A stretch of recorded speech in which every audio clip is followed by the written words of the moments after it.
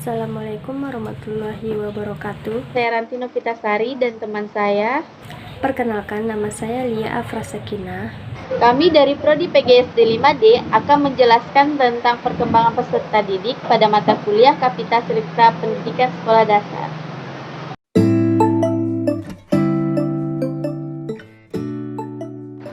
Definisi perkembangan peserta didik. Menurut Sinolongan 1997, peserta didik dalam arti luas adalah setiap orang yang terkait dengan prosedur pendidikan sepanjang hayat. Sedangkan peserta didik dalam arti sempit adalah setiap siswa yang belajar di sekolah. Departemen Pendidikan Nasional tahun 2003 menegaskan bahwa peserta didik adalah anggota masyarakat yang berusaha mengembangkan dirinya melalui jalur, jenjang, dan jenis pendidikan. Kemudian, perkembangan diartikan sebagai perubahan-perubahan yang dialami oleh individu atau organisme menuju tingkat kedewasaannya yang berlangsung secara sistematis, progresif, dan berkesinambungan baik secara fisik maupun psikis. Beberapa pendapat ahli tentang perkembangan di mana menurut Kasiram tahun 1983 di buku halaman 23, perkembangan mengandung makna adanya pemunculan sifat-sifat yang baru, yang berbeda dari sebelumnya. Mengandung arti bahwa perkembangan merupakan perubahan sifat individu menuju kesempurnaan yang merupakan penyempurnaan dari sifat-sifat sebelumnya. Menurut Sandro Hussein tahun 1962, di mana perkembangan merupakan pola perkembangan individu yang berawal dari konsepsi dan terus berlanjut sepanjang hayat dan bersifat involusi.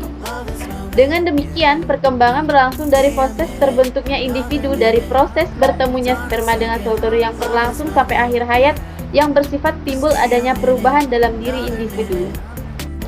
Prinsip-prinsip perkembangan peserta didik. Yang pertama, ada perkembangan adalah proses yang tak berakhir, di mana manusia akan berkembang, berubah, dan dipengaruhi terus oleh pengalaman sepanjang hayatnya, baik dalam aspek fisik maupun dalam aspek psikis dan sosialnya.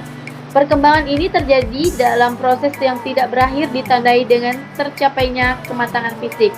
Kemudian yang kedua, setiap anak bersifat individual dan berkembang sesuai dengan perkembangannya, di mana dalam prinsip ini tidak semua anak yang sama usianya mempunyai perkembangan yang sama, karena anak bersifat individual yang berbeda antara satu dengan yang lain. Yang ketiga, semua aspek perkembangan saling berkaitan, di mana aspek perkembangan anak yang berupa perkembangan fisik, sosial, emosi, kognitif, dan spiritual saling berhubungan erat satu sama lain. Kemudian yang keempat, perkembangan berlangsung dari kemampuan bersifat umum menuju ke bersifat khusus, di mana perkembangan bergerak dari tanggapan umum menuju yang lebih khusus, seperti halnya pada awal perkembangan peserta didik berinteraksi dengan lingkungan. Maka peserta didik akan mendapatkan tanggapan secara umum. Faktor yang mempengaruhi perkembangan peserta didik ada dua. Yang pertama, faktor internal. Yang kedua, faktor eksternal. Faktor internal yaitu faktor yang ada dalam diri siswa itu sendiri yang meliputi pembawaan dan potensi psikologis tertentu yang turut mengembangkan dirinya sendiri.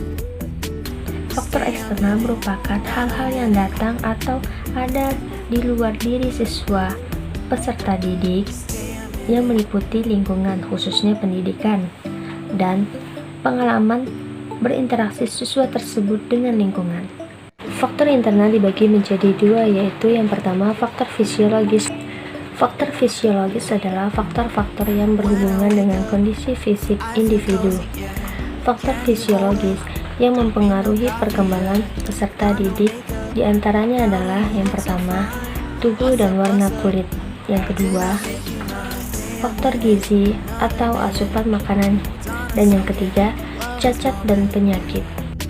Faktor psikologis adalah faktor-faktor yang berhubungan dengan hal kejiwaan, kapasitas mental, emosi, dan inteligensi.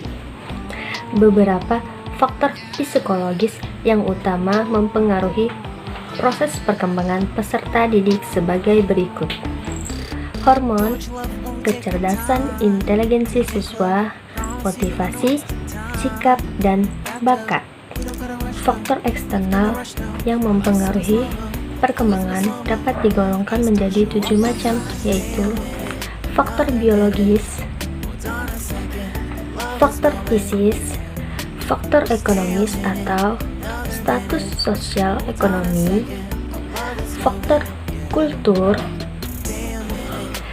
faktor edukatif, faktor religius, faktor lingkungan.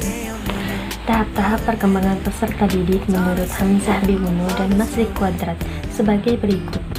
Tahap pertama disebut periode sensorik motorik usia 0-2 tahun. Tahap praoperasional usia 2-7 tahun. Tahap operasional konkret usia 7-11 tahun. Tahap operasional formal usia 11-15 tahun. Sekian penjelasan dari kami, kurang lebihnya mohon maaf. Wabillahi taufiq wal hidayah. Wassalamualaikum warahmatullahi wabarakatuh. Terima kasih.